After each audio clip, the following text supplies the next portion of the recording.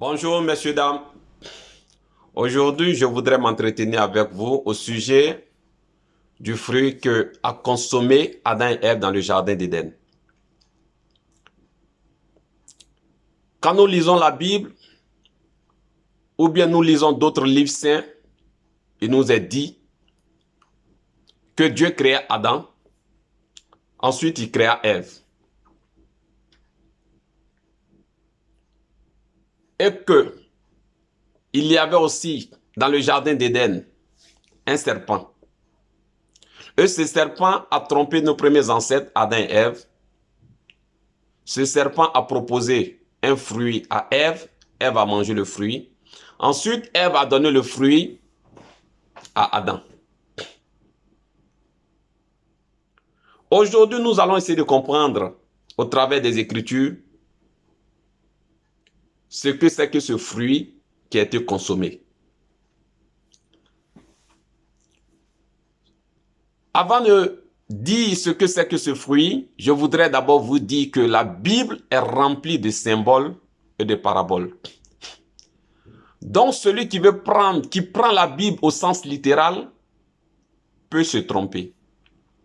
Parce que dans la Bible, Dieu parle beaucoup avec des paraboles, Dieu parle beaucoup avec des symboles.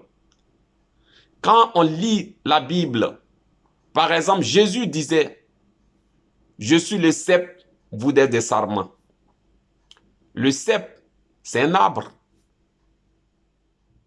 Mais est-ce que Jésus était un arbre au sens littéral? C'était un être humain sur la terre des hommes. Quand il est venu, Dieu est venu sur la terre en la personne de Jésus-Christ. Il avait des membres, il avait une tête. Dans parabole, quand Jésus parlait, il se comparait à un cep. C'était un symbole. Il voulait nous faire comprendre quelque chose. Donc, maintenant, nous allons essayer de comprendre ce que c'est l'arbre de vie. Parce que dans le jardin d'Éden, il y avait l'arbre de vie. Il y avait l'arbre de la connaissance du bien et du mal. Et il y avait le serpent qui a trompé nos premiers ancêtres. L'arbre de vie n'était pas un arbre au sens littéral. C'était le symbole de Adam une fois qu'il devenait parfait. C'était le symbole d'Adam parfait. L'arbre de la connaissance du bien et du mal, c'était le symbole de Ève avant la chute. Si Ève respectait le commandement de Dieu jusqu'au bout, elle allait être l'arbre du bien. Si elle ne respectait pas le commandement jusqu'au bout, elle allait être l'arbre du mal. Pourquoi Ève a été représentée par l'arbre de la connaissance du bien et du mal? C'est parce que c'est la femme qui porte la grossesse, c'est la femme qui donne naissance. Si elle obéissait au commandement, elle allait donner naissance à une descendance bonne. Si elle ne respectait pas le commandement, elle allait donner naissance à une descendance mauvaise. C'est pourquoi elle était représentée par l'arbre de la connaissance du bien et du mal.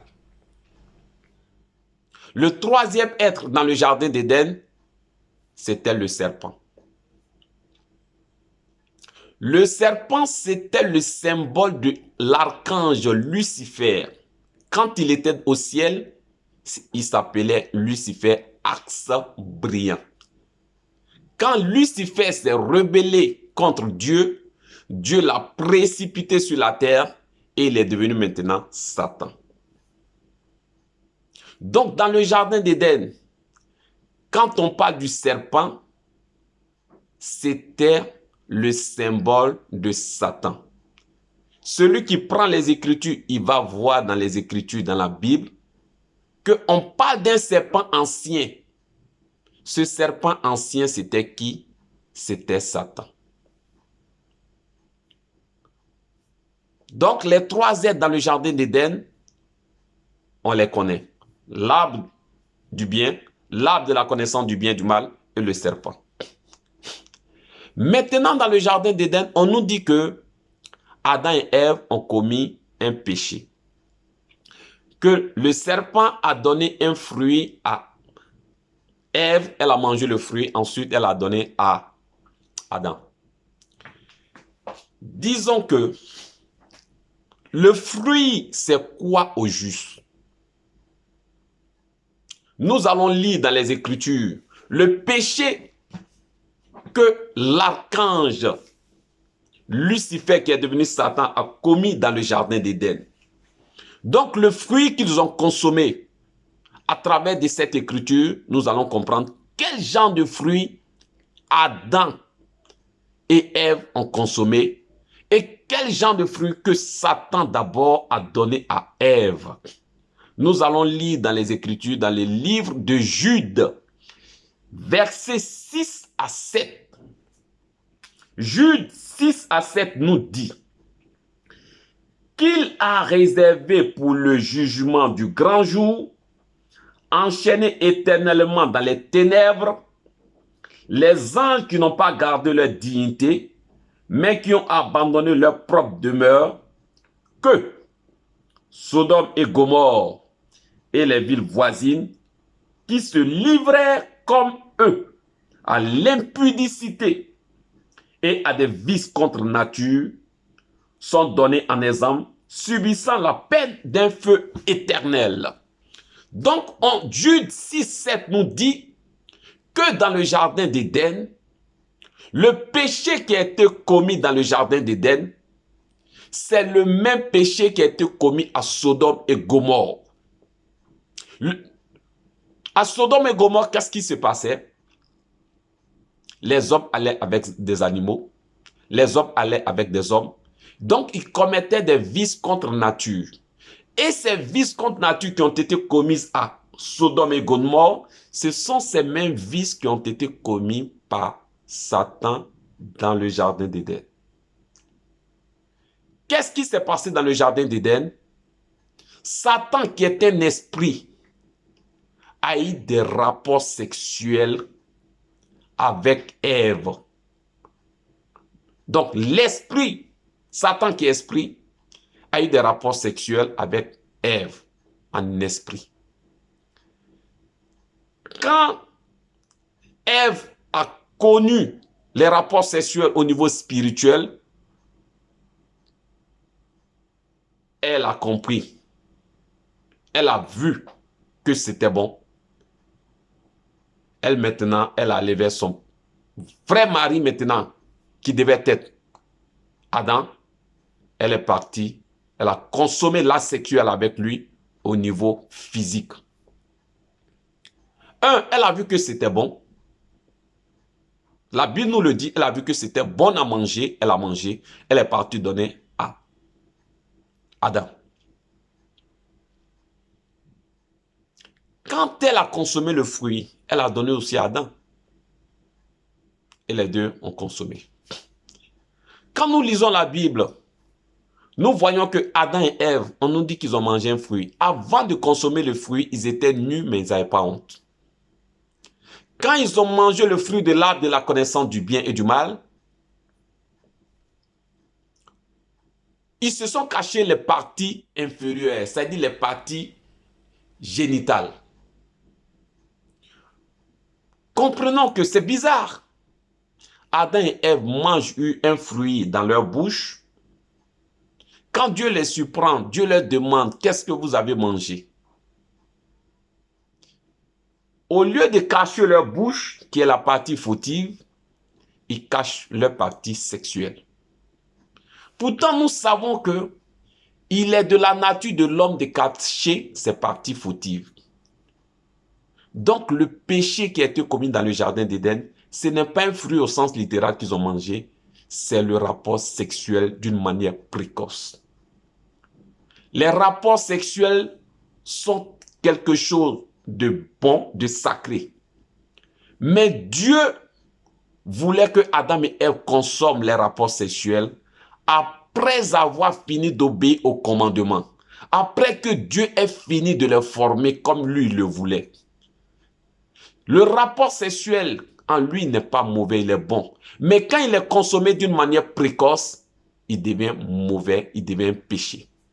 Certains me diront, oui, mais Dieu même avait dit à Adam et Ève de se reproduire. Pourquoi vous pouvez dire que ce sont les rapports sexuels qui sont le péché. C'est vrai, le rapport sexuel, Dieu leur avait dit de consommer, mais ils devaient le consommer avec l'accord de Dieu. Quand vous parcourez les livres saints, nulle part vous avez vu que Dieu a célébré le mariage d'Adam et Ève. Non, nulle part. Quand vous prenez aussi la société actuelle dans laquelle nous sommes, les rapports sexuels sont faits pour être consommés. Mais quand un enfant de 12 ans a des rapports sexuels, ça choque les grandes personnes. Pourquoi? Parce que c'est précoce. Quand un enfant de 13 ans a des rapports sexuels, c'est choquant parce que c'est précoce. Mais une personne de 25 ans, une fille de 25 ans qui a un copain qui a des rapports sexuels, qui s'est marié et qui a des rapports sexuels, ça ne choque personne. Pourquoi? Parce qu'elle est maintenant prête, elle est maintenant mûre pour consommer les rapports sexuels. Le péché dans le jardin d'Éden, ce sont des rapports sexuels d'une manière précoce. Donc Adam et Ève devaient attendre l'autorisation de Dieu, consommer les rapports sexuels, donner naissance à une descendance bonne. Le fait de n'avoir pas attendu, ils ont donné naissance à une descendance mauvaise. Et c'est Satan qui a initié les rapports sexuels. C'est pourquoi Jésus dans la Bible dit, dans le livre de Jean 8, 44, « Vous avez pour père le diable et vous voulez accomplir les desseins de votre père, le diable Satan. » Donc l'humanité a été conçue dans le péché. Donc mon frère, ma soeur, ce thème, il est vaste. Je pouvais encore le développer avec d'autres versets bibliques, mais je prends ce côté, le fruit de l'arbre de la connaissance du bien et du mal. C'est vrai qu'on a été enseigné comme quoi Adam et Ève ont mangé un fruit. Souvent on nous dit c'est la pomme, dans certaines religions on nous dit que c'est du raisin. Mais aujourd'hui, comprenons que le rapport sexuel qui a été, le péché qui a été consommé dans le jardin d'Éden, c'est le rapport sexuel d'une manière précoce. C'est pourquoi toutes les religions dans le monde entier condamnent tout ce qui est infidélité d'une manière sévère. C'est pourquoi l'infidélité est condamnée même par nos traditions, même par nos coutumes. Si c'était une pomme qui avait été mangée, ce serait normalement la gourmandise qui serait le péché le plus condamné, puisque c'est la gourmandise qui a introduit le péché dans le monde.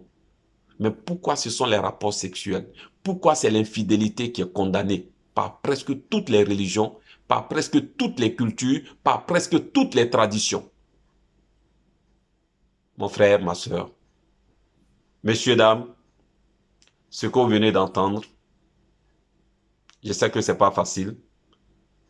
Depuis que nous sommes petits, on nous a dit que c'est le péché de la gourmandise, c'est une pomme qui a été consommée. Aujourd'hui, entendre ce que je vous entendais, ce n'est pas facile. Mais ce que je vous dis, allez méditer sur ce que vous venez d'entendre. Dieu vous parlera. Dieu vous parlera. Moi aussi, ça a été dur quand j'ai entendu cette vérité. Mais je me suis assis, j'ai pris les livres, la Bible, j'ai parcouru, j'ai médité, j'ai prié. Et aujourd'hui, j'arrive à la conclusion que ce message, il est vrai. Le rapport sexuel précoce, c'est ça l'origine. C'est ça le péché d'Adam et Ève dans le jardin d'Éden. Merci, que Dieu nous bénisse.